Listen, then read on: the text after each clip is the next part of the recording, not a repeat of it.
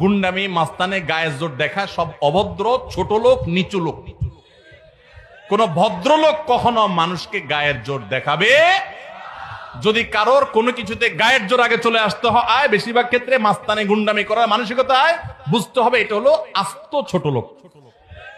ছোট লোক ছাড়া কোনো ভদ্রলোক কোনোদিন কাউকে গায়ের জোর দেখাবে।